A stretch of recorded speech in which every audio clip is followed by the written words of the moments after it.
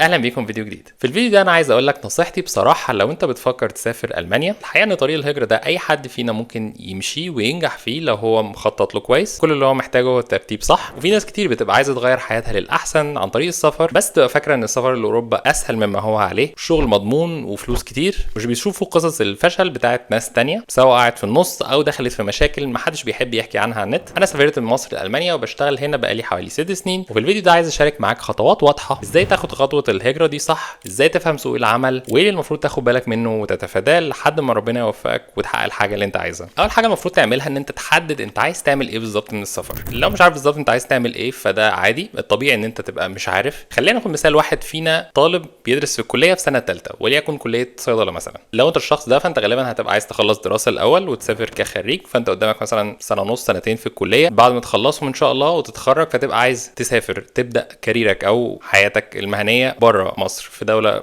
زي المانيا في اوروبا. لو انت في المرحله دي فممكن نسميها مرحله صفر، اللي هو انت لسه على البر مش عارف اي حاجه وعندك اسئله كتير. الاسئله دي اهمها هل انت بعد ما تتخرج هتعرف تشتغل بشهادتك دي على طول ولا محتاج حاجه زياده؟ ايه مستوى اللغه اللي انت محتاجه اصلا عشان تطلع بره البلد وتاخد فيزا؟ وقد ايه بالظبط الفلوس اللي انت محتاجها علشان اصلا تاخد خطوه زي دي؟ معناها الرحله اللي هتخليك لحد ما توصل لمرحله الفيزا، وبعد ما تسافر وتقف على رجلك على طول تبدا تصرف على نفسك وتشتغل من غير ما تتكبد مصاريف زياده. دي كلها اسئله كبيره ومحوريه، اللي عليك في الوقت ده ان انت تملى الفراغات الكتير اللي عندك، تجاوب على كل الاسئله اللي انت بتسالها لنفسك دي، وده ببساطه معلومات من على النت من مصادر برضو موثوقه او تجارب ناس تانية. اي حاجه انت بتفكر تعملها دلوقتي اكيد في حد غيرك عملها قبل كده. انت غالبا مش اول واحد يسافر في التخصص بتاعك او السكه اللي انت بتفكر تمشي فيها بالبروفايل بتاعك، اللي هو مثلا تعليمك والبلد اللي انت رايحها والشغل اللي انت عايز تشتغله او دراسه عايز تدرسها وهكذا. في مصادر كتير منها اللي المانيا بالفعل بتستثمر فيها ان هي تخلي الناس اللي عايزه تسافر وتبني الكارير بتاعها وتشتغل في المانيا تعرف اكتر عن الوظائف بتاعتها، زي مثلا الموقع بتاع ميك ات ان جيرماني او هيئه التبادل العلمي DAAD. هحط الحاجات دي في صندوق الوصف. حاجه تانية بسيطه، جروبات الفيسبوك. يعني هو الفيسبوك مش مصدر موثوق طبعا، بس احنا كمصريين موجودين على الفيسبوك بكثافه، وفي جروبات كتير مفيده بس بتتكلم فيها عن تجاربها وبتسال اسئله انت غالبا ممكن تكون بتسالها لنفسك دلوقتي، ازاي تعلم اللغه، مشاكل الفيزا، مشاكل البحث عن الشغل، مشاكل السكن والخ والخ. اي حاجه غالبا انت عايز تسالها هتلاقي في ناس كانت بتتكلم في الموضوع ده. انت محتاج ان انت بس تحسن ادائك في ادوات البحث ان انت تعرف توصل المعلومه اللي انت بتحاول تدور عليها، ودي حاجه مش صعبه. اي حد فينا، وخصوصا ان احنا لو انت سنك صغير لسه شاب، فغالبا هتبقى عارف توصل للحاجات دي بسهوله من على السوشيال ميديا. مش بقول ان كل حاجه موثوقه تعرف تقراها تصدقها، بس على الاقل ان انت بتجمع خبره ومعلومات، انت يبقى عندك فكره كويسه انت مقدم على ايه او رايح فين. في المرحله دي الشخص اللي بنتكلم عليه لو جاوب على كل الاسئله اللي كانت مفتوحه عنده، هسافر ازاي، هشتغل ايه، هتعلم لغه ازاي، هيعرف ان هو اوكي انا بعد ما اخلص محتاج اوصل المستوى الرابع في اللغه اكون خلصته، بعدها محتاج اعمل حاجه اسمها تعديل شهادتي علشان اسافر اشتغل هناك، مش محتاج ادرس زياده، ممكن اعدل شهادتي بس وبعد كده اشتغل، ومحتاج حساب مغلق بحوالي 6 شهور لسنه، ده بيتراوح من 6000 يورو مثلا ل 12000 يورو اكون معايا علشان اعرف اخد فيزا واسافر المانيا. فدي المعلومات يعني الاساسيه اللي هو عارفها، وان هو محتاج يقطع رحله تعلم لغه لحد ما يوصل المستوى الرابع. المستوى الرابع ده برده مش سهل، هياخد منه مثلا سنه ونص على بال ما يخلصه، وبعد كده امتحان شهاده معتمده. الشخص ده كمان هو بيدور حسب اذا كان المانيا دي بلد تنفعه ولا لا، مش لسه بيفكر اسافر المانيا ولا اسافر الخليج. انا اوريدي عرفت ايه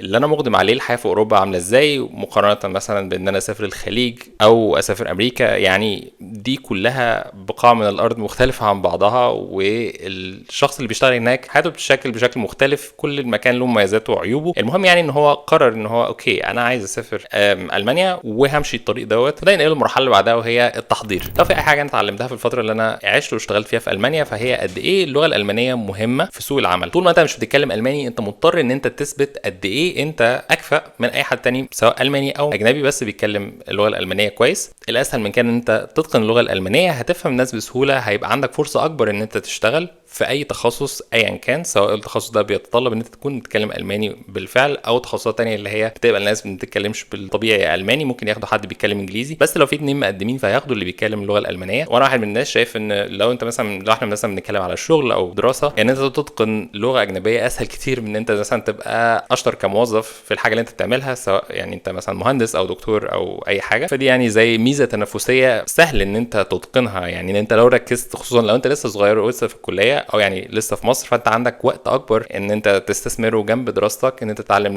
اللغه الاجنبيه اللي انت بتحاول تسافر البلد بتاعتها. فالخطوه اللي بعدها ان انت تستثمر الوقت اللي جاي ده ان انت تتقن اللغه الالمانيه، تخلص على الاقل المستوى الرابع اللي هي شهاده بي 2 في اللغه. لو انت مش عارف تتعلم الماني ازاي، انا عملت فيديو بيشرح شرح تفصيلي ازاي ان انت تبدا تتعلم الماني من الصفر خالص بكل المصادر والتفاصيل، هحطه هنا في صندوق الوصف. الشخص اللي كنا بنتكلم عليه ده واستغل الفتره اللي باقيه له في الكليه ان هو يخلص الماني لحد على الاقل مستوى بي 2 اللي هو المستوى الرابع، وياخد شهاده معتمده يعني بي 2 انه يقدر يقدمها في الشغل او الفيزا لما يجي يسافر. انا شايف ان هو في المرحله دي عزز فرصه كتير جدا ان هو يعرف ينجح في مشوار الهجره اللي هو ماشي فيه دوت. انا ما اعرفش حد اجى المانيا بيتكلم الماني حد بي 2 وبعد كده ربنا ما وفقوش يعني، او اضطر ان هو يرجع، او واجه صعوبات خلته يصرف فلوس كتير او كده. يعني معظم الناس اللي انا بشوفها بتتعب بعد ما بتسافر المانيا وبتضطر ان هي يعني حياتها ما تبقاش سهله سواء مهنيا او اجتماعيا، بيبقى غالبا بسبب اللغه. يعني المانيا مش سهله من غير الماني ببساطه. ده يجينا للنقطه اللي بعدها وهي سوق العمل. اي حد مهاجر هو بيدور على الفلوس، الاستقرار،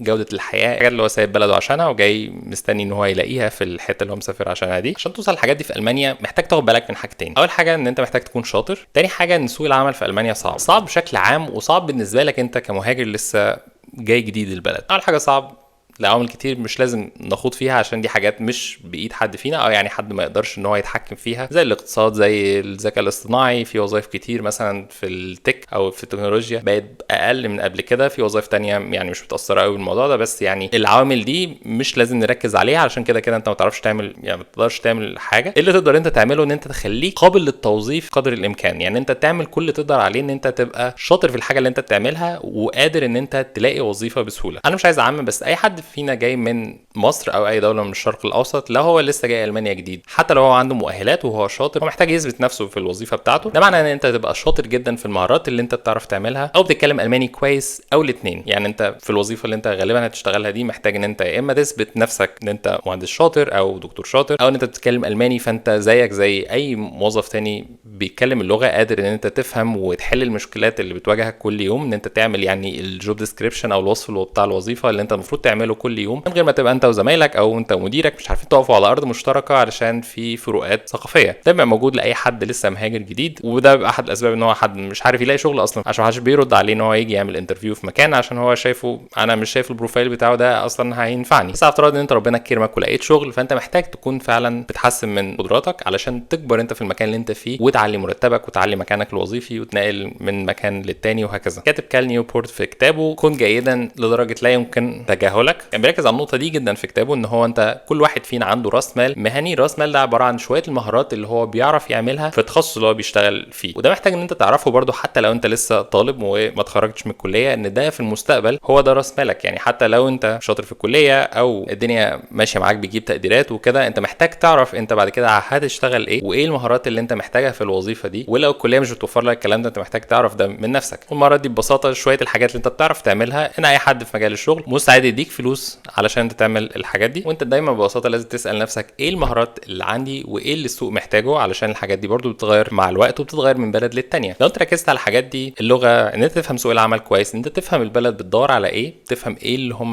محتاجينه، وازاي ان انت تخلي نفسك شاطر كفايه ان انت تلاقي شغل بسهوله. انا شايف ان انت لو عملت الحاجات دي هتعرف تهاجر بسهوله، ومش بس ان انت يعني تيجي المانيا، لا انت تبقى حد شاطر تقدر تبني مستقبلك، وساعتها تاخد قرار اذا كان انت عايز تفضل في المانيا، تروح تاني حته تانيه في اوروبا، او تسافر اي مكان تاني. ببساطه يعني هتكون انت شخص ناجح مش معتمد على المكان اللي انت عايز تسافر له، سواء ده مكان بيديك ميزه معينه انت عايز تبني حياتك فيها زي الاستقرار، الفلوس او غيرها، لكن تبقى فاهم ان هو كل واحد بيستفيد من فكره الهجره دي. البلد محتاجه مهاجرين، وانت في نفس الوقت تستفيد من حاجه زي دي. فانا الفيديو ده يكون فادك حتى لو بحاجه بسيطه، ان هو يخليك تفكر احسن بشكل عملي في فكره السفر والهجره لالمانيا. لو انت عندك اي اسئله بخصوص الشغل او الدراسه، ممكن تقول لي هنا في الكومنتات. لو عندك اسئله او افكار لفيديوهات تانية ممكن تقول لي برده، هتبسط جدا. ممكن تشترك في القناه عشان تشوف الفيديوهات الجايه. بس واشوفكم فيديو جديد.